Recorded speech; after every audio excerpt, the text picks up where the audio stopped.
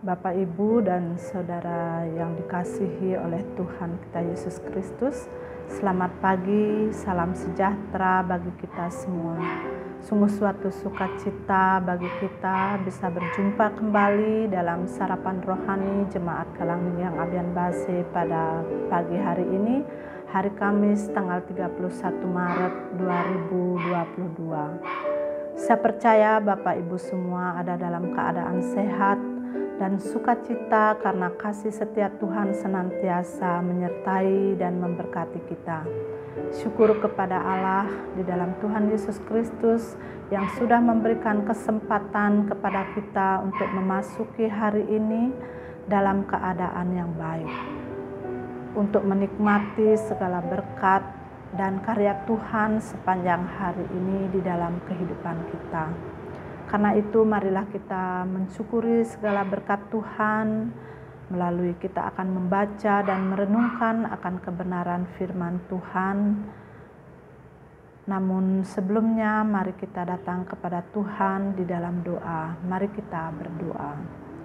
Allah Bapa Surgawi, di dalam Tuhan Yesus Kristus kami datang kepadamu menaikkan syukur atas kasih setia Tuhan yang tidak pernah putus di dalam kehidupan kami.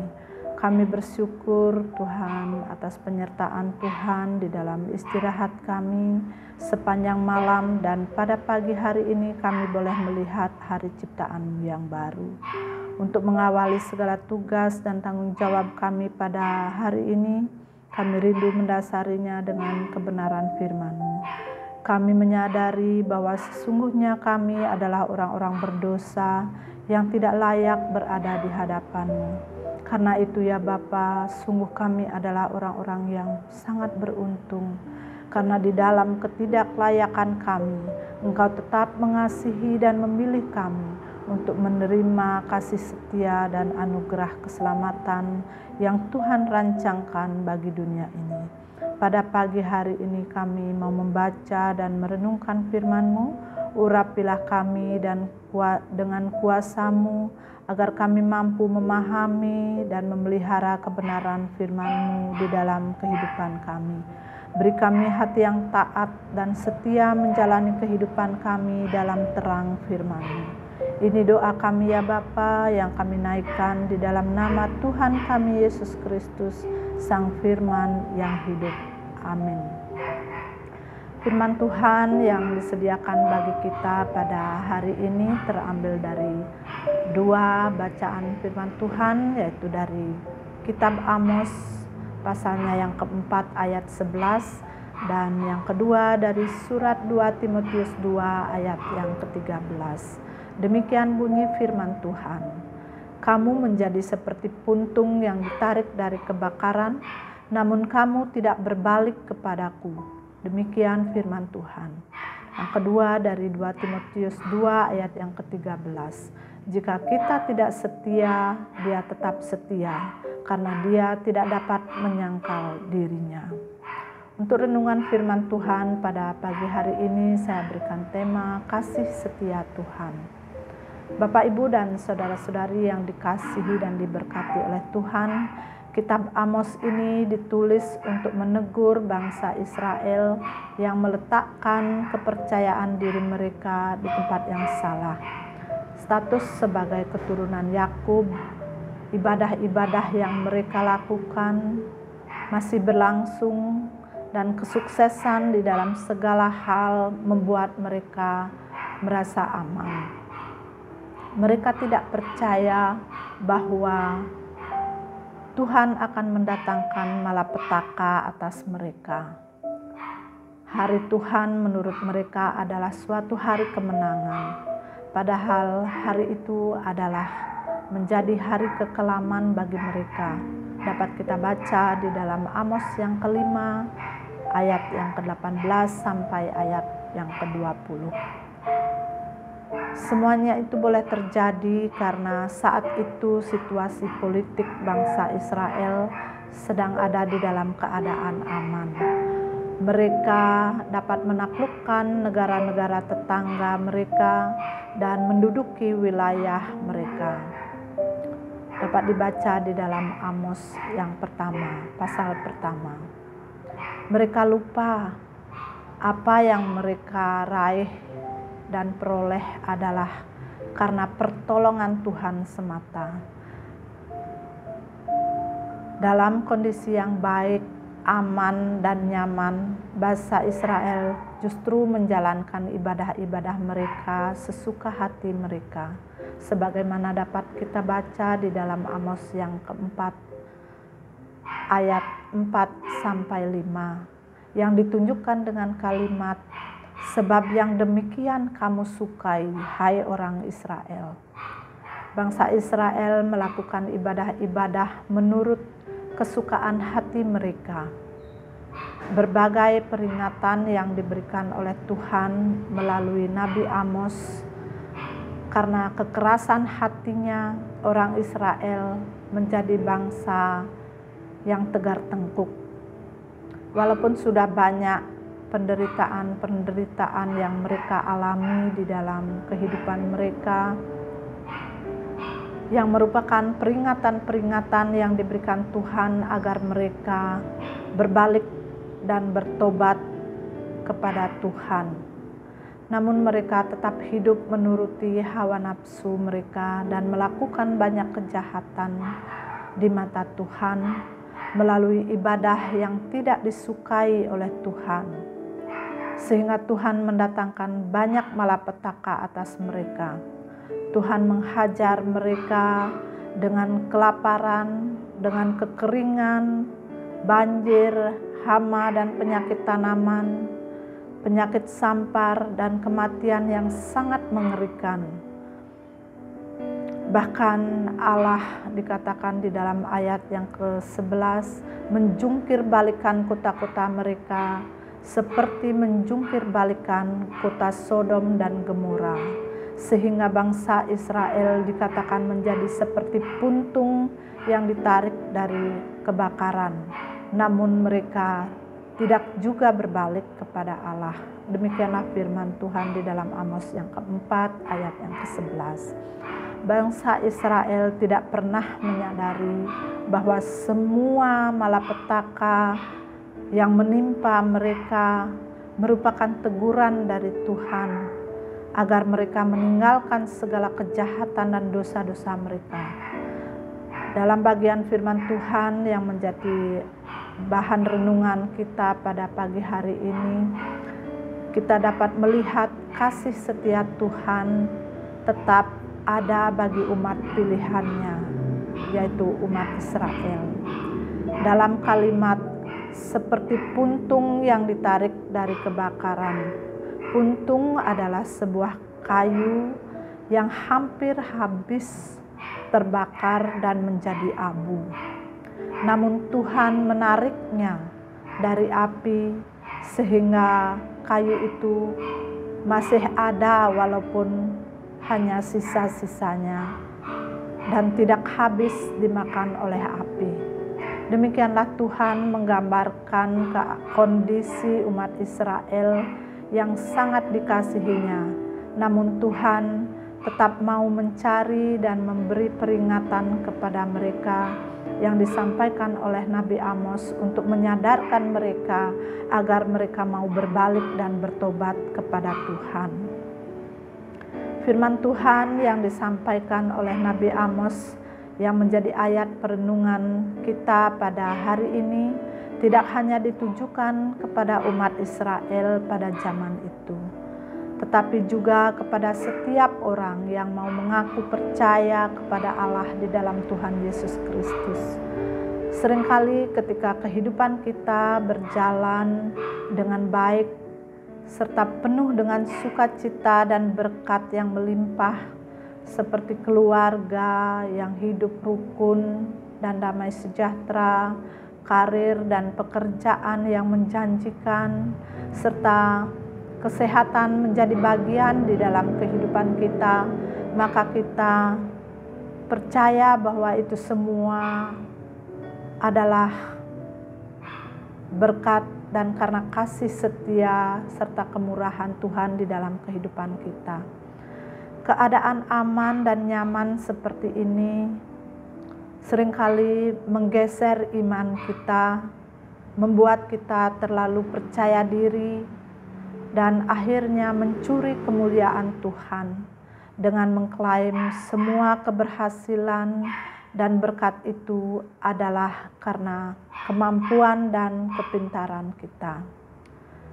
Terkadang Tuhan juga mengizinkan kita mengalami hidup yang penuh dengan pergumulan, mengalami kelaparan atau kesulitan di dalam ekonomi kita, mengalami sakit di dalam kehidupan kita, keluarga kita berantakan, atau kita hidup di dalam tekanan. Dari pengalaman bangsa Israel, kita belajar bahwa semua itu adalah teguran dan peringatan dari Tuhan agar kita mau berbalik, karena Tuhan sangat mengasihi dan memperhatikan kita. Di sini kita diingatkan akan kemahakuasaan Tuhan yang seringkali kita menerjemahkan kasih Allah hanya pada hal-hal yang membuat kita senang, karena kita berlimpah berkat, kesuksesan, dan keberhasilan di dalam berbagai bidang kehidupan kita. Namun sebaliknya, ketika kita mengalami kesusahan, pergumulan, kegagalan, dan sakit penyakit di dalam kehidupan kita, kita kemudian menarik kesimpulan bahwa Tuhan sudah tidak mengasihi kita lagi. Tuhan tidak mau mendengarkan doa-doa kita, karena kita ini adalah orang-orang yang berdosa, orang-orang yang tidak layak di hadapannya, sehingga membuat kita takut datang kepada Tuhan. Kesimpulan yang salah yang kita pikirkan ini mendorong kita untuk mencari jalan keluar bagi pergumulan dan permasalahan di dalam kehidupan kita dengan mengandalkan kekuatan kita sendiri, dengan segala cara dan bahkan mungkin dengan cara-cara yang tidak berkenan dan bertentangan dengan kebenaran firman Tuhan, yang cenderung membawa kita untuk melakukan pelanggaran demi pelanggaran terhadap kebenaran firman Tuhan di dalam kehidupan kita.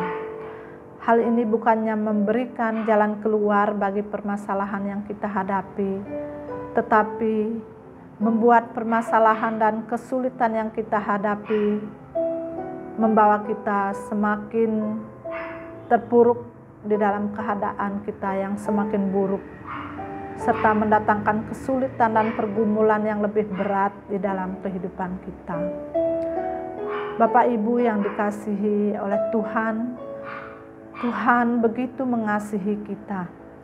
Hari ini Tuhan menegur kita untuk menyadari bahwa Tuhan mengizinkan segala pergumulan dan kesulitan terjadi di dalam kehidupan umat-Nya untuk tujuan yang baik. Walau itu sangat menyakitkan bagi kita, Dia menegur kita supaya kita mau berubah dan hidup sesuai dengan kehendak-Nya. Bila saat ini ada banyak masalah dan pergumulan di dalam kehidupan kita, marilah kita melihat semua pergumulan dan kesulitan yang kita alami menjadi pembuka mata hati kita untuk menyadari kesalahan kita dan untuk mengoreksi diri kita. Seharusnya kita memakai semua peristiwa itu sebagai titik balik bagi kita untuk menyadari segala kesalahan dan dosa-dosa kita yang mungkin kita lakukan, sehingga Tuhan mengingatkan kepada kita untuk datang kembali kepada Tuhan, berlutut dan memohon ampun kepadanya dan bertobat.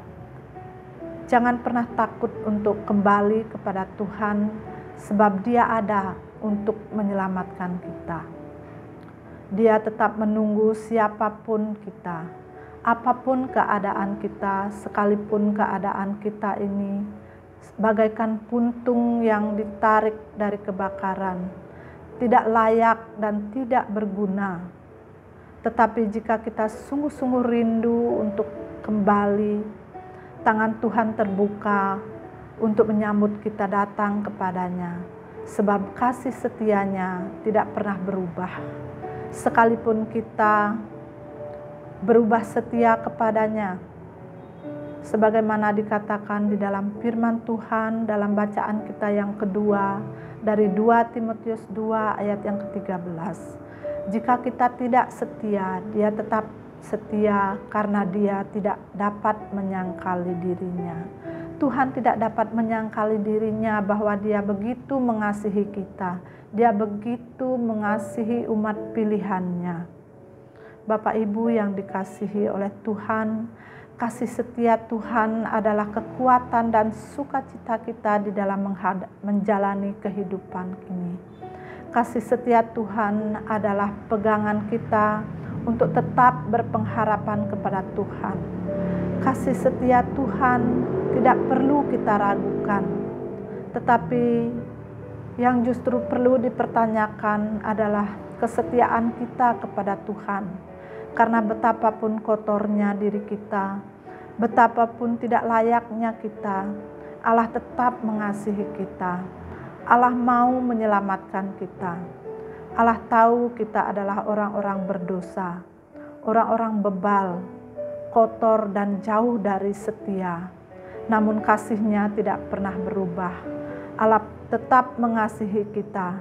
Karena itu Dia mengorbankan putranya di kayu salib untuk menyelamatkan kita, untuk mengganti hukuman maut yang seharusnya kita terima akibat dosa-dosa kita. Karena itu Bapak, Ibu, dan saudara-saudara yang dikasihi oleh Tuhan, hiduplah di dalam kasih setia Tuhan sampai selama-lamanya. Tuhan Yesus memberkati dan menolong kita. Amin. Mari kita berdoa. Terima kasih ya Tuhan, pada pagi hari ini kami boleh membaca dan merenungkan akan kebenaran firman-Mu yang mengingatkan kami untuk tetap setiap saat kembali pada jalan-jalan Tuhan. Karena kasih setia Tuhan yang besar bagi kami, Engkau tetap mengasihi dan melayakkan kami untuk menerima anugerah keselamatan yang Tuhan sediakan bagi setiap orang yang percaya dan mau hidup di dalam ketaatan kepadamu. Tolong dan mampukanlah kami untuk dapat menyadari setiap teguran dan peringatan yang Tuhan beri bagi kami, sehingga kami tidak akan jauh menyimpang daripada kehendak-Mu. Pada pagi hari ini ya Tuhan, kami akan melanjutkan tugas dan tanggung jawab kami yang Tuhan beri bagi kami masing-masing. Mampukanlah kami tetap berjalan dan melaksanakan tugas dengan hati yang taat dan takut akan Tuhan. Kami berdoa bagi saudara-saudara kami yang saat ini ada di dalam kelemahan tubuh, baik karena usia mereka yang sudah lanjut maupun karena sakit penyakit yang mereka alami. Kami percaya Tuhan, Engkau tidak pernah meninggalkan mereka. Kami mohon Tuhan mengulurkan tangan pengasihan-Mu. Jamahlah mereka Tuhan sehingga mereka beroleh pemulihan dan kesembuhan yang sempurna yang berasal dari Tuhan pada waktu yang Tuhan sudah tentukan bagi mereka. Inilah doa dan permohonan kami ya Tuhan, yang kami mohonkan di dalam nama Tuhan kami Yesus Kristus, sumber kasih dan pengharapan kami. Amin. Demikian perenungan firman Tuhan pada pagi hari ini. Selamat pagi, selamat menjalani kehidupan di dalam kasih setia Tuhan. Tuhan Yesus memberkati kita semua. Shalom.